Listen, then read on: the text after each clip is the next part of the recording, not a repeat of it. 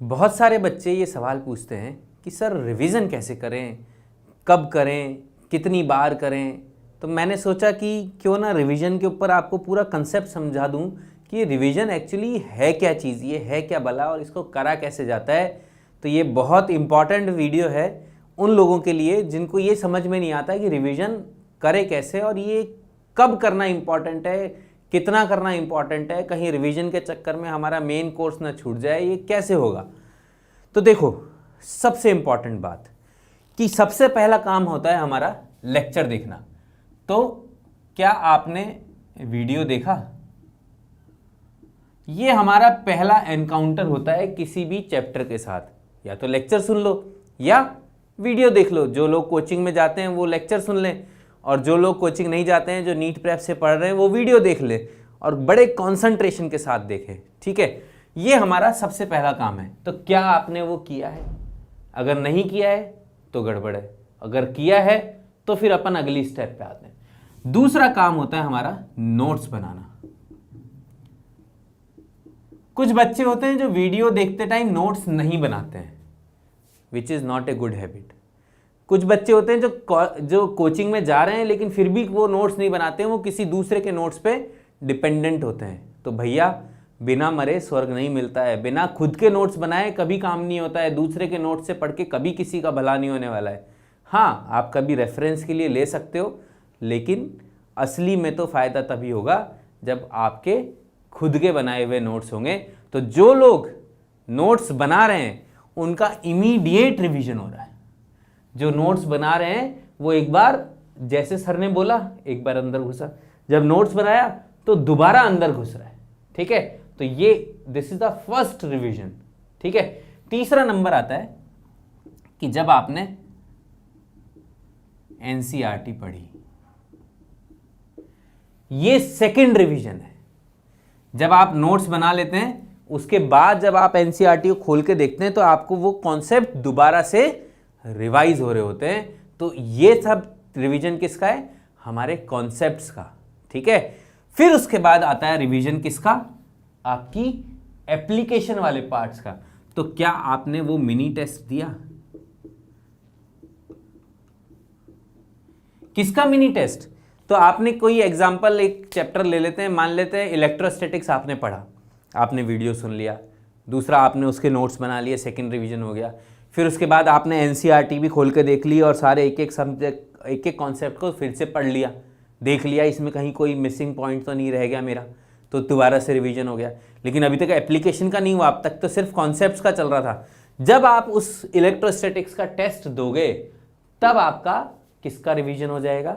आपका रिवीजन होगा आपकी उस कॉन्सेप्ट की एप्लीकेशन का। ठीक है, और उसके बाद रिवीजन होता है जब आप पार्ट टेस्ट देते हो। तो जो लोग पार्ट टेस्ट जो अभी चल रहे हैं, लगातार नीट प्रेप की जो टेस्ट सीरीज है उसके अंदर एक एक चैप्टर, दो दो चैप्टर, तीन तीन चैप्टर के हर सब्जेक्ट के टेस्ट हो रहे हैं, 3 घंटे के टेस्ट हो रहे हैं, उस समय पे आपका फिर से रिवीजन होता है। लेकिन सिर्फ उतने से नहीं, आपका रिवीजन होगा जब टेस्ट का एनालिसिस करोगे। अगर आपने टेस्ट को एनालाइज नहीं किया तो रिवीजन अधूरा है। ठीक है, क्योंकि टेस्ट तो दे दिया, भूल गए, अगले दिन फिर भूल गए। हाँ, ये तो हुआ कि जो रेगुलर स्ट्रीम के अंदर आपका रिवीजन किस तरीके से हो रहा है। यहां से लेके यहां तक में आपका इस जगह पर तो होता है कॉन्सेप्ट का रिवीजन, इस जगह पर आपका होता है एप्लीकेशन का रिवीजन, और इस जगह पर होता है आपका एक्यूरेसी, आपकी स्पीड, आपका सब्जेक्ट नॉलेज, इन सब का रिवीजन, इन सब का टेस्ट होता है इस जगह पर। ठीक है, यहां तक की बात क्लियर है। दूसरी इंपॉर्टेंट बात जो है रिवीजन को लेकर वो ये है कि हमें कोई भी चीज कब याद रहती है? हमें कोई भी चीज तब याद रहती है जब वो हम अंदर ग्रैस्प कर जाएं। तो मैं आपको एक बड़ा स्पेशल फंडा बताने वाला हूं, मतलब बहुत ही अल्टीमेट चीज़ है जो कि न केवल मैंने यूज़ की है बल्कि जितने भी टॉप जिनको मेमोरी अच्छी रहती है वो सब ने यूज़ करी है। जब आप वीडियो देख लें और नोट्स बना लें, उसके बाद वीडियो बंद कर दें, किताब बंद कर दें, आंखें बंद करें और 5 मिनट के अंदर उस पूरे वीडियो को रिवाइंड कर लो और उन सारे नोट्स को आंखें बंद करके रिवाइंड कर लो कि हाँ मैंने क्या क्या लिखा था। मैंने ये चीज़ लिखी थी, पहला कंसेप्ट ये था, दूसरा कंसेप्ट ये था, फिर ये वाला क्वेश्चन लिखा था, फिर ये वाला काम किया था, फिर ये वाला कंसेप्ट लिखा था, फिर ये किया था। ऐसे कैसे ही सर ने मुझे क्या क्या पढ़ाया। एन के शर्मा सर का वीडियो आप देख रहे हो, उन्होंने सबसे पहले मुझे ऐसे बताया, उन्होंने यहाँ पे एक डायग्राम बनाया था, फिर उसको एक्सप्लेन करते हुए यहाँ पे कुछ एक सीरीज़ बनाई थी, ऐसे लिखते चले गए थे और इस तरह से करके उस पूरे वीडियो को एक बार रिवाइज कर लो आंखें बंद करके। That is the best revision. जो लोग ये काम कर लेते हैं उनको 70-80% तक की चीज़ें याद रह जाती है। लेकिन सिर्फ यहीं पे ख़त्म नहीं होता। 3 दिन के बाद एक बार उसको फिर से देख लो, उस नोट्स को फिर से देख लो। वीडियो देखने की ज़रूरत नहीं है आपकी बात।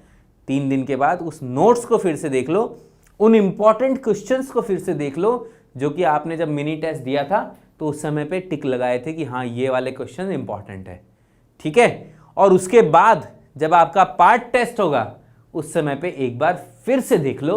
ये 3 बार अगर आपने काम कर लिया तो मैं इस बात की गारंटी लेता हूं कि जब फाइनल रिवीजन कर रहे होंगे, जब एग्जाम से जस्ट पहले रिवीजन कर रहे होंगे, तो आपको लगेगा अरे वाह ये चैप्टर तो मुझे आता है।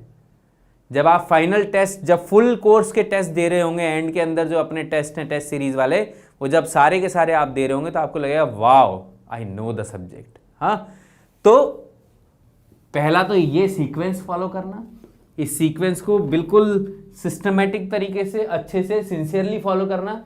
दूसरा जो मैंने अभी इंपॉर्टेंट आपको बात बताई कि जस्ट आफ्टर लेक्चर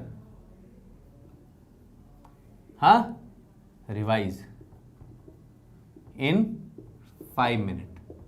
5 मिनट के अंदर आंखें बंद करो और रिवाइज कर लो, ठीक है। Then after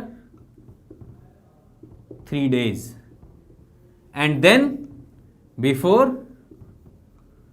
part test.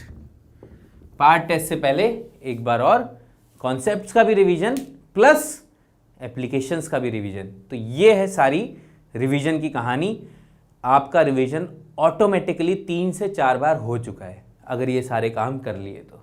और उसके बाद हम रिवीजन तब करेंगे जब हम पूरा सिलेबस ख़त्म कर चुके होंगे और फिर हमने अगर ये काम ढंग से कर लिया तो आपको देखना कितनी जल्दी जल्दी रिवीजन होगा। फिर आपको लगेगा अरे ये वाला भी कर लिया, आज तो मैंने 5 चैप्टर निपटा दिए, रिवाइज कर लिए, सारे क्वेश्चंस भी कर लिए, सारा कॉन्सेप्ट भी समझ लिए और आपको टाइम ही नहीं लगेगा, ठीक है। तो रिवीजन का मुझे लगता है कन्फ्यूजन आप लोगों के दिमाग में अब नहीं रहना चाहिए। जिसको भी कन्फ्यूजन है वो कमेंट बॉक्स के अंदर लिख ले, मैं उसके ऊपर एक और वीडियो बना लूँगा। जिन लोगों ने अभी तक टेस्ट देना शुरू नहीं किया है वो टेस्ट सीरीज़ ज्वाइन करें और टेस्ट सीरीज़ दें ताकि आपको पता तो चले कि आप किस जगह पे खड़े हुए हो, ठीक है। तो चलिए, ऑल द बेस्ट।